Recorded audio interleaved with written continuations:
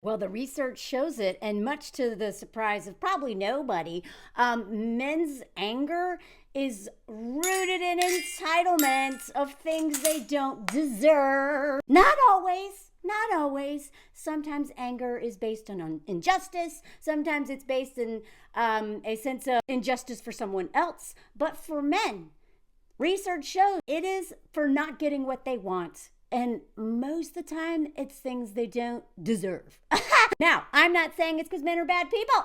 I'm saying that this is the problem with patriarchy and the way we raise boys. And I'm not blaming parents specifically. I'm saying society and media and teachers and all of us. We've all done it. We've all been a part of this indoctrination, this socialization of letting boys and men feel entitled to things that are not theirs. Like our bodies and, I don't know, whatever they want, kind of. And especially the more privileged they are, right? I gotta show you this article I found today of this guy who writes about men's anger and how not only is it based mostly in entitlement, but it's also tends to harm other people rather than just be kept to itself. Now, this may be a gross generalization, but in my experience, a lot of times women tend to go more inward with our anger, and especially the more marginalized you are. As a white woman, I have way more ability to be angry. Whatever. That's a whole nother video. But let's just dive into it.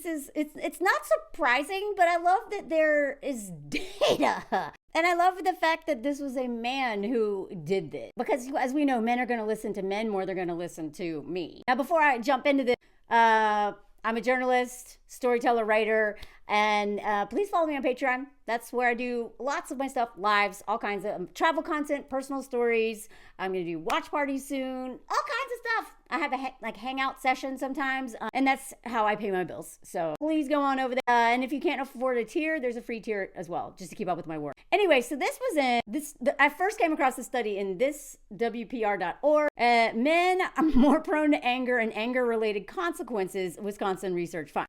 So Ryan Martin is the guy who's been collecting data for the past 4 years for the Anger Project. I don't know anything about Ryan, but I appreciate this dedication to understanding why the hell men are so angry. So I'm going to go to the Anger Project a little bit more in a second. So the first thing that he discovered is that men report being angry more often than women on a daily basis and experience more anger-related consequences than women. Meaning where a lot of women will just kind of like get angry but like move on. If we get angry about something or maybe do something else, men will actually be like, I'm going to do something about it. And either cause harm to themselves or more often than not, harm someone else. And this is another reason why women aren't messing with men much anymore. Because we see how angry y'all are getting. And we know that you are not going to just be alone with your anger. You're going to rope us into it somehow. So no thanks. Go be angry on your own. If only it worked that way. When they damage a relationship, they damage a relationship with someone else. When they get into a fight, they put other people at risk. Not just the person they're fighting, but the whole group of people around those people fight. When they drive dangerously, they put others at risk. And y'all know how I talk to you about how men, a lot of times the way that they'll abuse us the most is by keeping us hostage in a car and driving crazy. That's literally how I almost died with my ex. I have so many experiences of angry men driving dangerously to scare the crap out of me, to force me to submit, to like literally remind me that I should be afraid of them. Like I have so much car trauma from men driving. And that's just with me in the car. A man could be by himself and threaten everyone around you. You know, that's why when I see a man who's driving crazy, I'm like, get me away from that person because I don't want to go down with him. And so this is a problem that extends beyond just the people who are feeling the emotion and really speaks to a problem we've got to deal with. I mean, when I say we, I mean, as a society, how we socialize boys and men. But when we say to deal, like women are already dealing with this. Like this is why we're in the hellhole that we are, is because of like, you know, Donald Trump is still so mad about me being made fun of. Like his like all these dudes in charge are so mad about things. And then we all suffer.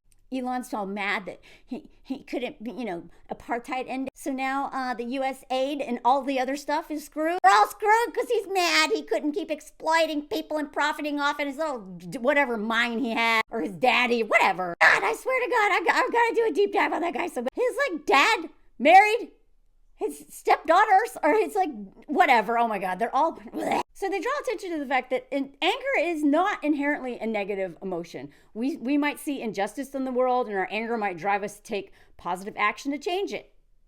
Especially right now, I hope.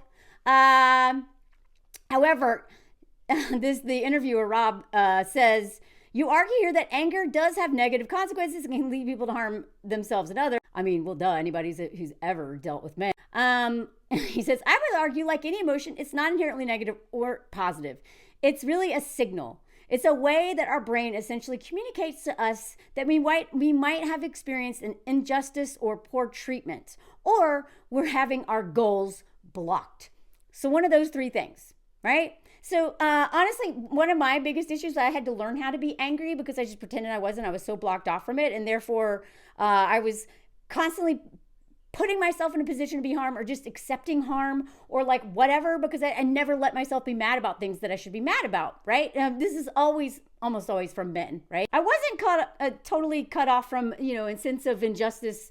I could be angry for my friend getting treated terribly. But if that same thing was happening to me, I wouldn't be mad. I don't think I'm abnormal in that either.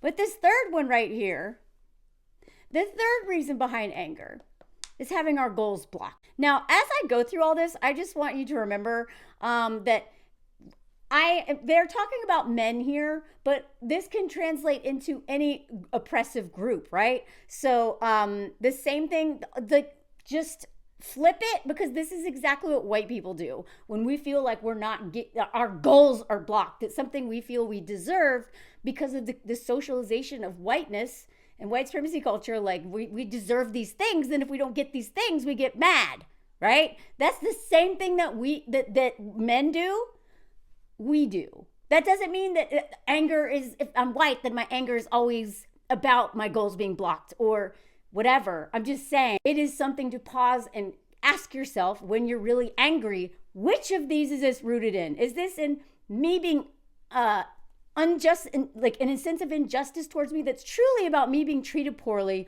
or about someone else being treated poorly? Or is this about me not getting what I want, something I feel like I deserve? Which is another reason why pausing, or as White Woman Whisperer, one of my favorite creators, has taught me, and many people, wait, why am I asking this? Just this pause, build in this pause, which is something I've been practicing for several years, learning how to pause. If it's hysterical, as my therapist says, if it's hysterical, it's probably historical. So if I'm hysterically angry, what is that really about? Is it really about I'm getting screwed over right now in this moment? Or is this about something else that someone else did a long time ago, has nothing to do with this person or whatever? But this pause, trying to investigate that self-questioning, what is this anger really tied up to? I swear we could really, all people who did this, right? Especially the more privilege you had, pause and be like, why am I angry right now? Could stop us from causing a lot of harm, and also sabotaging really wonderful things. With this in mind, it could be other oppressive group, when people are mad about pride. Why they gotta do all that, show all that, when we do this all the time? You know what I mean?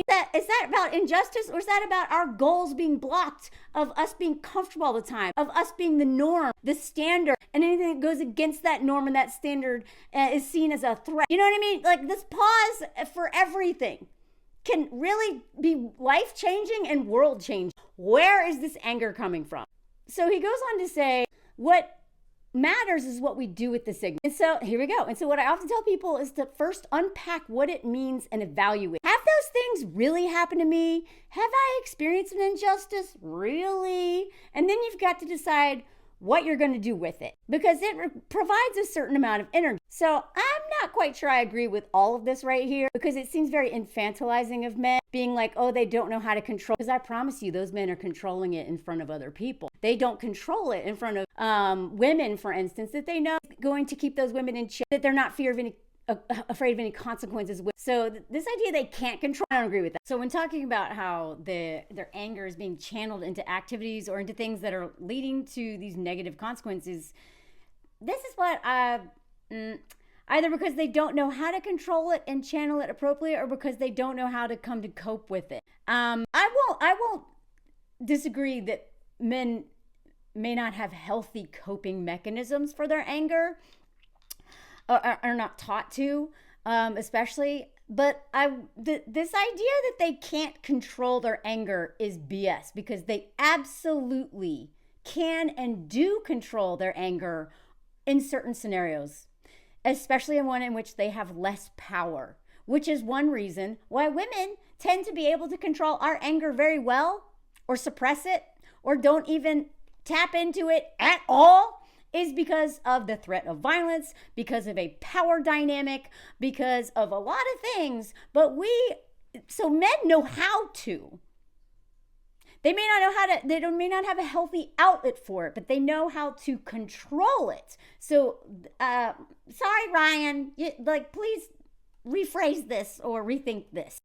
So they're turning to things like alcohol or and sort of unhealthy ways of dealing with. Now, agreed. So I talk all the time about men's escapism into their hobbies, into addictions, and even healthy hobbies they can use in a very unhealthy way that may be healthy for them, but they actually are obsession and addictive, like marathon running, for instance, and stuff like that. And these crazy protein diets, or like that Huberman kind of crap, right? But guess what? Whenever these men are obsessed with a healthy hobby, who pays the price for that? It's always the women in their lives.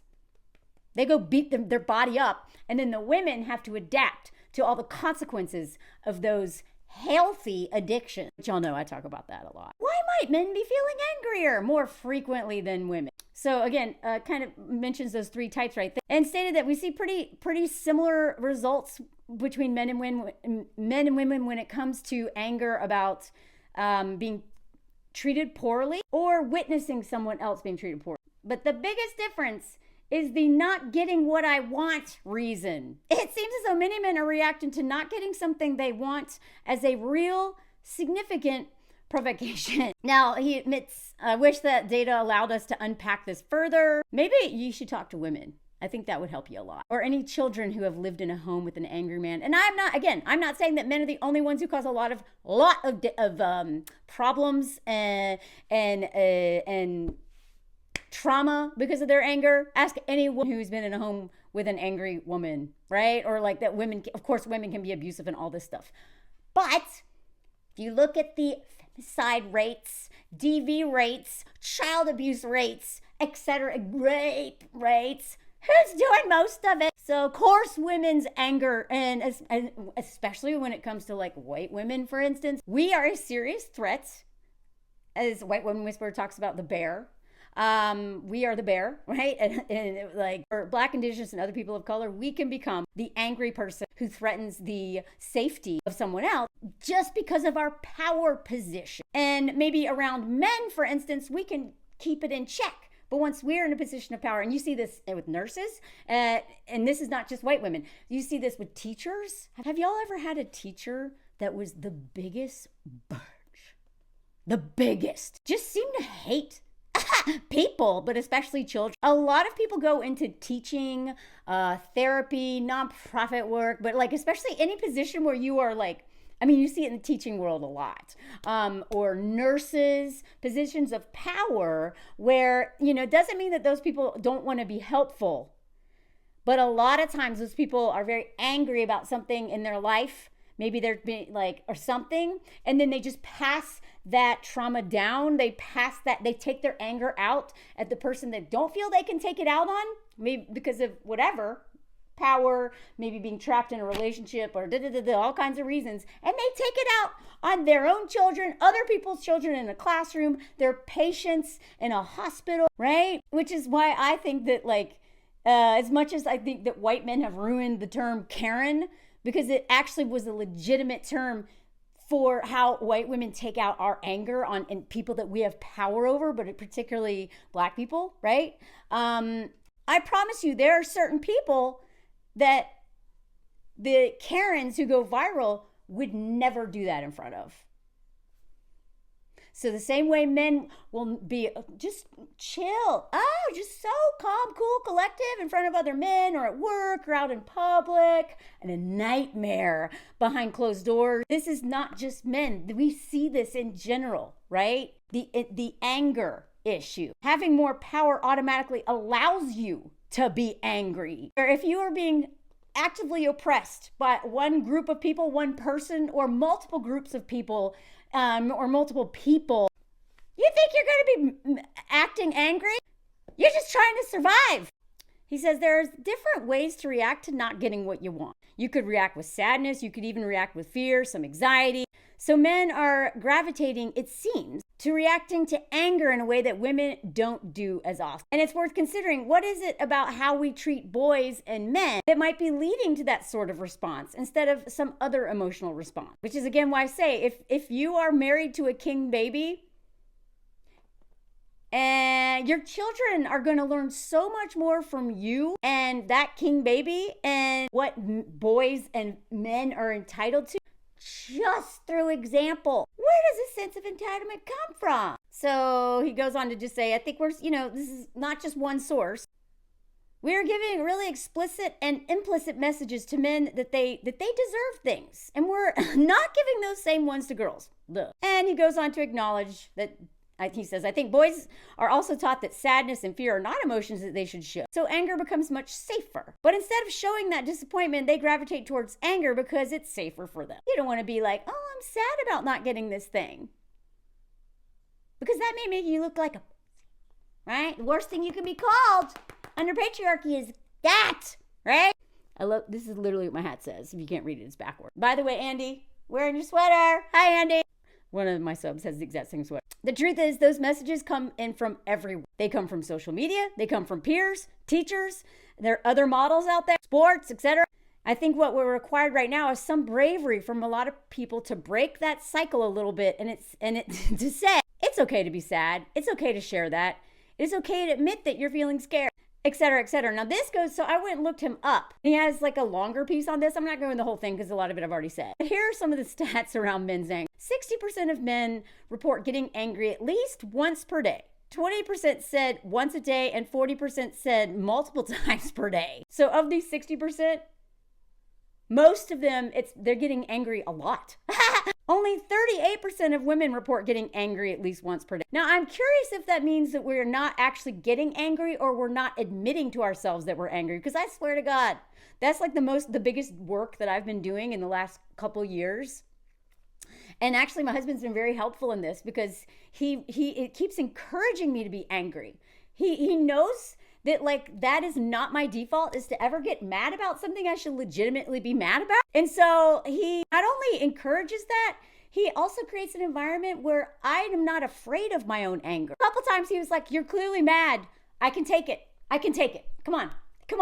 Because I'm like, and then cry instead of actually saying, I'm mad, right? Not anymore. I'm like pretty good at it now, but it's really helped. It's a work in progress, y'all. So I wouldn't say that women aren't necessarily getting angry. I'd say sometimes it's that we don't feel like we're allowed to be angry, or more importantly, we don't even know we're angry. Even admit to myself I'm mad about something has been huge, but it's all the more important, especially as a white woman, that I get in touch with anger instead of denying it, because I promise it's not going to go anywhere. It's not going to just stay hidden. It will come out one day. And if I'm not getting in a healthy relationship with my anger, I am a dangerous person, because I could very easily take out this repressed anger that I won't even admit that I have on someone I have power over. He says this is a very different finding than what we've long believed. Man, who has been doing this research? This is duh. Have they ever asked women? Conventional wisdom has long held that men and women get angry at the same frequency, and that men tend to express it outwardly and women or suppress it or control it better. But I guess that's because they weren't asking how often you get angry daily. They were just asking, how often do you think you get angry? And they also were defining anger. I swear, sometimes it just takes asking the right question to get completely different data. So let's talk about the anger related consequences that men are suffering from because they won't deal with their anger in a healthy way because of their entitlement. They get into physical, verbal, or online fight. Oh I believe that as somebody who is constantly trolled by men who they just need somebody to take that anger out on. Why not this woman wearing a pussy hat who's saying things that they don't like? Damage a relationship, damage property, drive dangerously or aggressively, abuse alcohol and anything. And I would like to also say that even though he mentions that someone else is usually involved, women are almost always cleaning up all of these. Let's take a fight, for instance. He may actually punch someone else, get in a, physically harm maybe another man, assuming he's not a domestic violence kind of guy. Intimate partner violence, whatever. Who do you think is going to pay that consequence? Who is humiliated by that usually? Who is the one nursing him after that? Who is going to have to deal with whatever financial, emotional, or whatever the costs that he's going to pay for that? It's her. Whenever men mess up or do something or they always there's a woman either suffering more consequences of it, by being humiliated by it, and or is cleaning up the mess. Because when these men do these addictions, who do you think is probably going to have to, is not going to have to, because again, this is why I talk about women being, if we don't deal with our enabling of men, this is how we can't get out of this cycle. We have to deal with why we feel the need to save some of these men and clean up their messes and keep paying the bills, calling in sick for them, doing all this stuff because of their addiction. I mean, and I'm talking in cases where you literally are not stuck in a relationship with a man. Whenever they do this stuff, whenever they damage something, do you know how many times in my family and in people I know's family, when a man does something, it's the woman who is sending an email or calling and being like, hey. When my dad left me in Florida, or anytime my dad did something, it was always a woman, hey, trying to make the peace happen. So all of this is always going to impact women more, whether we are the direct person who this anger is going towards, or we are the ones cleaning up their mess. And as my husband likes to use the metaphor of curling, that women are like the sweepers, right? We just clear the way so that men can glide through, and then also we're clearing the way when they're done. Almost all of these consequences that men oftentimes turn to with their anger include the suffering of some person in addition to the angry person. Long story short, when men get angry, other people also feel the consequences of that anger. It's rarely just the men who suffer from their own anger, because even when it's going inwards towards an addiction or something else, it still often involves a woman who is taking care of him or enabling him. But let's hit this last point that is the most important, is the not getting something I want, which is the major driver of male anger. So again, here's those stats. 53% of men, 51% of women feel angry when they are when they're treated poorly. I'm kind of surprised by that, because I feel like a lot of women are not as in touch with that. Or maybe we just don't do anything about it. And then, it's pretty close in the second one. But the third one, when I can't get something I want, 45% of men and only 33% of women get mad. I love this line. It's hard to interpret that as anything other than entitlement. That's why I say it's not a male loneliness crisis, it's a male entitlement crisis. They're so mad that women don't want to date them because they feel entitled to us, even though they have been treating us terribly for so long. How dare you not date me? I'll just murder a bunch of people. Men get angry when something they want is withheld from them. Do they deserve that something, or do they just want that something? Aha! Therein lies the question that any person in a position of power should constantly ask themselves. Am I mad that I didn't get something I actually deserved, which that requires a lot of introspection and learning about these systems of oppression, or is it just something I wanted? He says in the data, he says that men interpret things that they want, i.e. respect, praise, attention, and schmegs, as being something they deserve. Grape culture is at the center of that. I shouldn't have to, get consent. I shouldn't have to, impress her, show her I'm safe, because it's mine. I deserve it. I shouldn't have to do anything for that. That is the heart of attention. Why they hate it when I just block them and delete their what? Pay attention to me. And that's why I constantly block men who start something in my comments. I'm like, I'm not giving you attention. I'm not even giving you my anger, right? Praise. Oh, wow, you washed a dish, right? They do anything, even though it's like not nearly as much as you. They want praise. They also want praise for not beating you, right? That's where that like good guy ends up being awful sometimes. Like, well, at least I'm not doing all that stuff. You should be grateful. And this one right here. Now, Jamie and Josh, who are some of my favorite creators. So it goes by Jay Fisher. They're on YouTube. I'll try to remember to tag.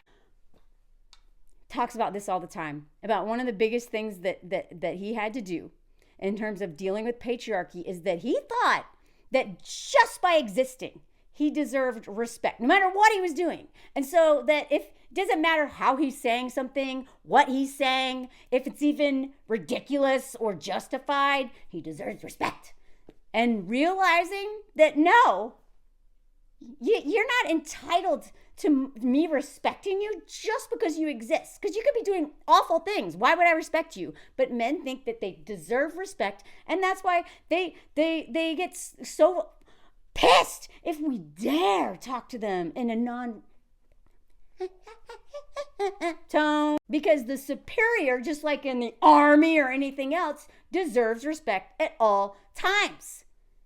Even if they've literally done nothing to deserve that respect. And I appreciate that Ryan added this. I'm not sharing this as a way of shaming men. I've done that in the past and I now regret it. Shaming isn't the pathway to a solution.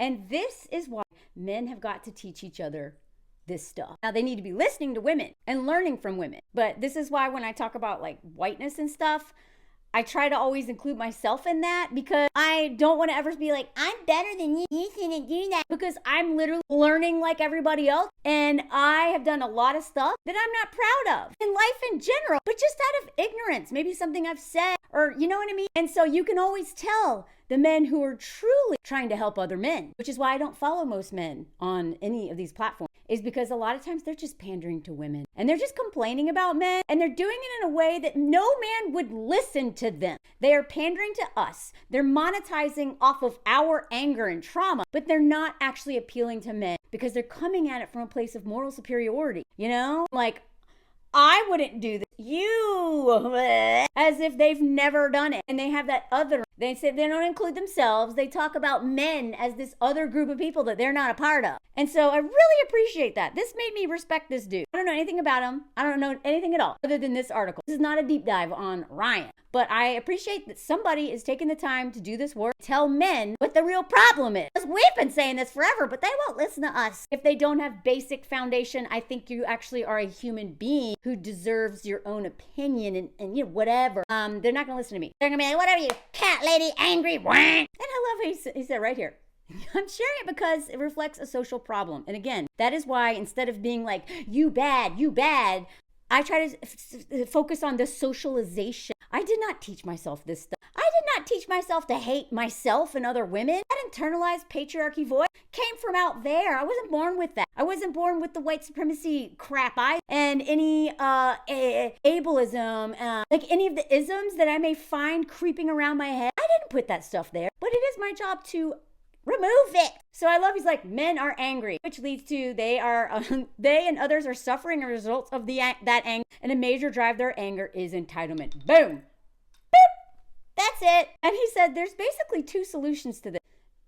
Teach men to manage their anger in a way that doesn't lead to the suffering of others. And I would even take that a step farther because a lot of times in dealing with my own anger, I've discovered that it's actually hiding something even deeper. So sometimes that anger is actually masking something else. But he talked about that a little bit. And then this, manage your anger and address your entitlement. That's the solution. And if men are not going to do that, we don't want you because we don't want to die. Anywho, let me know what you think in the comments. And remember, anger is not a bad thing. It's actually a really good thing. But if we don't pause and ask what it's about, who it's about, where's it coming from, and a much deeper and historical context, we cause harm to ourselves and others. Thanks for being here. Thanks for all my Patreon people. And please, if you haven't listened to the live from Sunday with Evan the bioethicist, oh, it gave me so much peace around what's happening in the world right now and how to address it and how to deal with it. So please go check it out if you're a part of the upper two tiers. And let me know if you heard the comment song. I love my little comment songs, y'all. They're always random and fun. And if you're not following White Woman Whisperer, I will tag her in my caption, but literally just Google White Woman Whisperer. Her work has changed my life. It continues to do so. I'm a part of her Patreon, and it is just such an amazing community over there. So please go follow her, even if you're not a white woman, whoever. It's just it's fun too. She's hilarious. Et voila. Comment song. Today's comment song is pictures I took literally today. Comment song. All this before my French class, but right after my kine appointment, because I told y'all I'm trying to take care of everybody. Comment song. If you're new here, I do random stuff all the time. Look at this hand. Look at that detail. It's in a storefront. And then I went to my French class, which is in a building that must be hundreds of years old. I think a few hundred or more. Look at this. Yeah, walking up the stairs like a castle. Look at me, a little princess in a castle. But seriously, this is what they look like. La la la la la la la la la la la la la la la la la. Yep. Just going to class. I can't believe it sometimes. I'm like, what the fork am I doing here? How did I end up here? Class, my French class. I still kind of suck at French, but I'm doing what I can to teach myself how to talk. Look at this teeny tiny hand. That's the comment song. Let me know if you heard the comment song, and follow me on Patreon and Evan and White Woman Whisperer.